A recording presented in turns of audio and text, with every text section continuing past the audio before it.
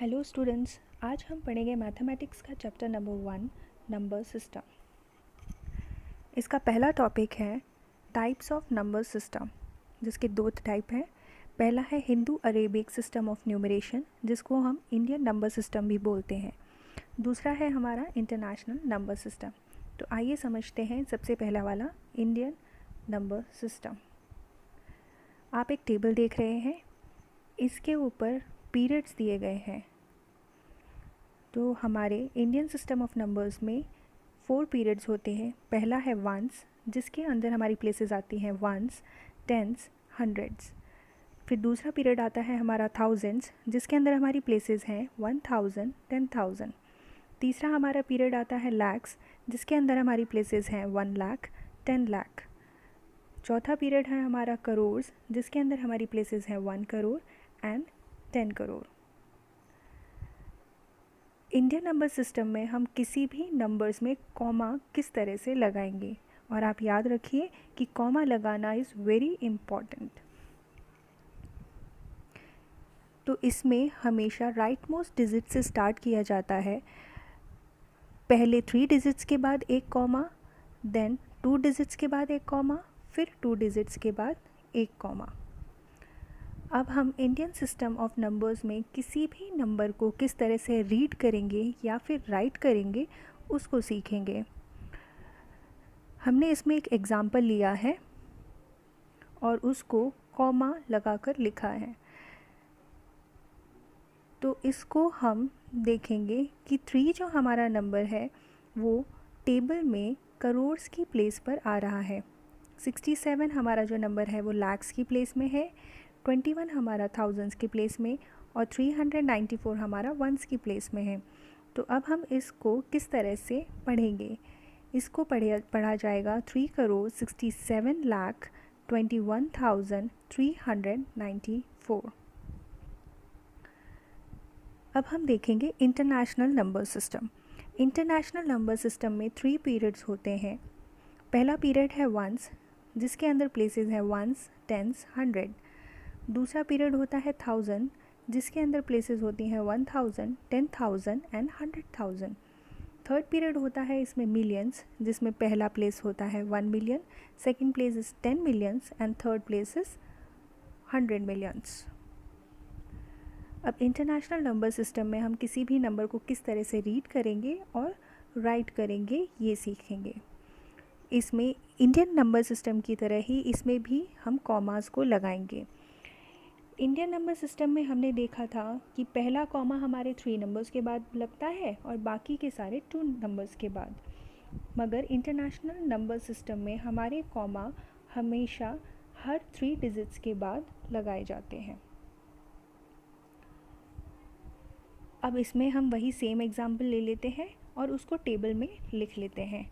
अब जैसा कि हम टेबल में देख रहे हैं कि 36 हमारा मिलियंस की प्लेस में है, 721 हमारा थाउजेंड्स की प्लेस में, और लास्ट के 394 हमारा वंस की प्लेस में है। तो हम उनकी प्लेसेस के हिसाब से इनको रीड करेंगे।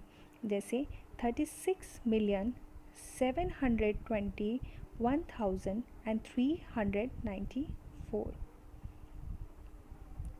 अब हम जानेंगे किसी भी नंबर को एक्सपेंडेड फॉर्म में किस तरह से लिखा जाता है। हमने यहाँ पर फिर से एक एग्जाम्पल लिया है। नंबर है हमारे पास 4,63,871। हम जिस प्लेस पे जो नंबर होता है उस नंबर को उस प्लेस से मल्टीप्लाई कर देते हैं। जैसे 4 है, इसमें पहला नंबर है लेफ़्ट मोस्ट में, वो कौन सी प्लेस पर आ रहा है हमारा? लैक्स की प्लेस में। तो हम लैक्स में कितने ज़ीरोज़ होते हैं? 5 ज़ीरोज़। तो हम इसको क्या करेंगे? डिजिट को, हमारा डिजिट क्या है? 4। तो इस 4 को हम 1 लाख से मल्टीप्लाई कर देंगे और हमारा उसका प्लेस वैल्यू आ जाएगा। तो वो क्या निकला? 4 लाख। फिर हम लगाएंगे प्लस, फिर 6 के बाद 6 हमारा आता है 10,000 की प्लेस में, तो 6 को मल्टीप्लाई करेंगे 10,000 से, बन गया 60,000। देन अगेन प्लस 3 हमारा आ रहा है थाउजेंड्स की प्लेस में, तो 3 को मल्टीप्लाई करेंगे 1000 से और वो बन गया 3000।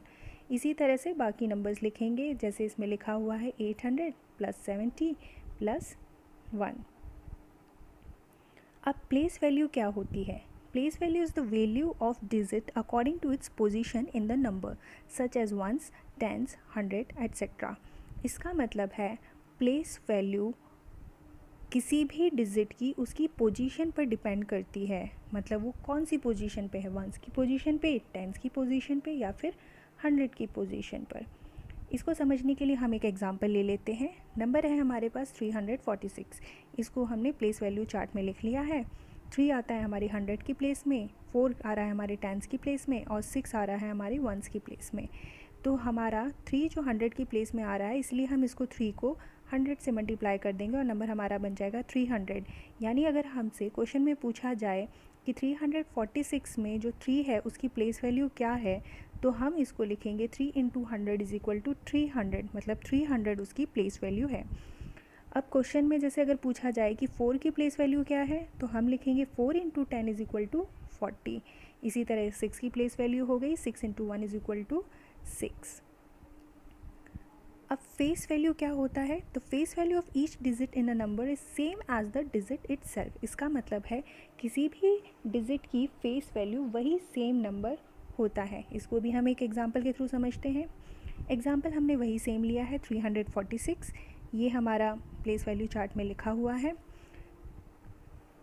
इसमें हमें ये नहीं देखना है कि जो हमारा डिजिट है वो किस प्लेस पे आ रहा है। जो डिजिट है उसका जस्ट सेम उसका फेस वैल्यू हो जाता है। तो 3 का फेस वैल्यू क्या होगा? खुद 3 होगा। वैसे ही 4 का फेस वैल्यू क्या होगा? सेम 4 होगा। और 6 का फेस वैल्यू क्या होगा? सेम 6 होगा। अब हम बढ़ेंगे आगे। इसमें हम देखेंगे कि कंपैरिजन ऑफ नंबर्स क्या होता है। कौन सा नंबर बड़ा है, कौन सा नंबर छोटा है, कौन सा नंबर स्मॉलर है और कौन सा नंबर इक्वल है। तो इसके हमारे कुछ रूल्स होते हैं, जिसमें पहला रूल है if you are given 2 numbers the numbers with more digits is greater. इसका मतलब है अगर आपके पास कोई 2 नंबर्स दिए हैं और उनमें से पूछा जाए कौन सा ग्रेटर है और कौन सा स्मॉलर है, तो हम सबसे पहले ये देखेंगे कि उन दोनों नंबर्स में कौन से नंबर का डिजिट ज़्यादा है। जैसे कि एग्ज़ाम्पल लेके चलते हैं हम। यहाँ पर एक नंबर दिया है हमें 59,785 और दूसरा नंबर है हमारे पास 382। 59,785 में अगर हम डिजिट्स काउंट करेंगे तो इसमें डिजिट्स आते हैं हमारे 5 और 382 में हमारे डिजिट्स कितने आ रहे हैं? 3। तो हमें पता चलता है कि जो 5 नंबर है वो 3 से ज़्यादा बड़ा होता है। तो 5 डिजिट वाला जो पूरा नंबर है वो आपके 3 डिजिट वाले नंबर से ऑटोमेटिकली बड़ा हो जाएगा। तो हम इसको क्या बोलेंगे? 59,785 इज़ ग्रेटर दैन 382। इसी तरह हम इसको ये भी बोल सकते हैं कि 382 इज़ लेस दैन 59,785। हमारा सेकेंड रूल है if number of digits in 2 given number is same the number of having greater left most digit is greater. इसका मतलब निकलता है कि अगर हमारे पास 2 नंबर्स हैं और दोनों ही नंबर्स के नंबर ऑफ डिजिट्स हैं सेम है, तो हम उसमें लेफ्ट मोस्ट डिजिट को चेक करेंगे और उनमें से जो बड़ा होगा उसको हम ग्रेटर नंबर कहेंगे। फॉर एग्ज़ाम्पल पहला नंबर हमारे पास है 6,895 और दूसरा नंबर है हमारे पास 4,875। दोनों ही नंबर्स में अगर हम डिजिट्स को काउंट करेंगे तो पहले वाले में हमारी 4 डिजिट्स आती हैं, दूसरे वाले में भी हमारी डिजिट्स 4 आ रही हैं। तो अब हम क्या करेंगे? लेफ़्ट मोस्ट डिजिट को चेक करेंगे। लेफ़्ट मोस्ट डिजिट्स में पहले वाले नंबर में आ रहा है 6, दूसरे वाले में आ रहा है 4। तो हम यहाँ देख सकते हैं कि 6 जो है हमारा 4 से बड़ा होता है। तो इसीलिए जिस नंबर का लेफ़्ट मोस्ट डिजिट सबसे बड़ा होगा वही नंबर हमारा ग्रेटर नंबर हो जाएगा। तो इन दोनों नंबर्स में हमारा ग्रेटर नंबर कौन सा हुआ? 6,895। अब हमारा चलेगा थर्ड रूल। थर्ड रूल में क्या है? If the left most digit is same you look at the next digit to its right and follow the same method to find the greater number. इसमें क्या देखेंगे कि अगर हमारे दोनों नंबर्स के डिजिट सेम हो जाते हैं और उनका अगर लेफ़्ट मोस्ट डिजिट भी अगर इक्वल हो जाता है, तो उसके जस्ट राइट वाला नंबर हम चेक करेंगे कि उनमें कौन सा बड़ा है और इसी तरह हम जस्ट राइट वाले नंबर्स को चेक करते जाएंगे जब तक वो नंबर सेम आ रहा है। तो हम इसको समझेंगे एक एग्जांपल के थ्रू। एग्जाम्पल में दिया है एक जगह हमारे पास 4779 और दूसरी जगह दिया है 4744। तो इसमें हम देखेंगे कि पहले वाले एग्जाम्पल में हमारे पास 4 डिजिट्स हैं और दूसरे वाले एग्जाम्पल में भी हमारे पास 4 डिजिट्स हैं। पहले वाले एग्जाम्पल का लेफ्ट मोस्ट डिजिट है हमारा 4 और इसमें हमारा 4 है, दोनों में ही सेम डिजिट्स हैं 4 एंड 4। अब लेफ्ट मोस्ट डिजिट के जस्ट राइट वाला नंबर हम देखेंगे दैट इज़ 7। अब दूसरे वाले एग्जाम्पल में भी जस्ट राइट वाला नंबर देखेंगे, वो है 7। तो यहाँ पर 7 और 7 फिर से सेम हो गए। अब हम इसके जस्ट राइट वाले नंबर की तरफ मूव करेंगे। इसमें क्या है, थर्ड नंबर इसमें क्या है 7 और इसमें क्या है 4। अब हम देखेंगे कि 7 और 4 दोनों ही अलग नंबर हैं। अब हम इनको कंपेयर करेंगे कि इनमें से कौन सा नंबर ग्रेटर है। तो हमने जब इन दोनों को कंपेयर किया तो हमें पता चला कि 7 नंबर इज़ ग्रेटर दैन 4। तो जिसका नंबर ग्रेटर होगा वो पूरा नंबर आपके दूसरे नंबर से ग्रेटर हो जाएगा। तो इसका मतलब क्या निकलता है कि 4779 इज़ ग्रेटर दैन 4744। तो अब हम इन एग्जाम्पल से ये समझ गए हैं कि हम किन्हीं भी नंबर्स को कैसे कंपेयर कर सकते हैं कि कौन सा नंबर ग्रेटर है, कौन सा स्मॉलर है और कौन सा इक्वल है। जब हमें ये समझ में आ गया है तो हम इनको असेंडिंग और डिसेंडिंग ऑर्डर्स में भी लिख सकते हैं। पर हमें सबसे पहले ये जानना पड़ेगा कि असेंडिंग ऑर्डर और डिसेंडिंग ऑर्डर होता क्या है। तो हम इस टेबल से समझेंगे। असेंडिंग ऑर्डर का मतलब होता है नंबर्स को छोटे से बड़े के क्रम में लगाना, यानी जो सबसे छोटा नंबर है उसको सबसे पहले लिखेंगे, फिर उससे बड़ा वाला नंबर, फिर उससे बड़ा वाला नंबर, देन उससे बड़ा वाला नंबर।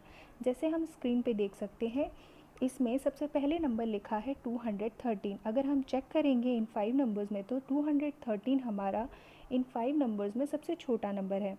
उसके बाद हमने लिखा है 230 जो 213 से बड़ा है। फिर इसी तरह हम आगे बढ़ते हुए चले जाएंगे और छोटे से बड़े नंबर्स को लिखते जाएंगे। यही हमारा असेंडिंग ऑर्डर होता है। अब हम देखेंगे डिसेंडिंग ऑर्डर। तो डिसेंडिंग ऑर्डर असेंडिंग ऑर्डर का जस्ट अपोजिट होता है। इसमें क्या होता है कि हम नंबर्स को बड़े से छोटे के ऑर्डर्स में लिखते जाते हैं, यानी कि सबसे बड़ा नंबर सबसे पहले, उसके बाद उससे छोटा, फिर उससे छोटा, देन उससे छोटा और लास्ट में सबसे छोटा नंबर।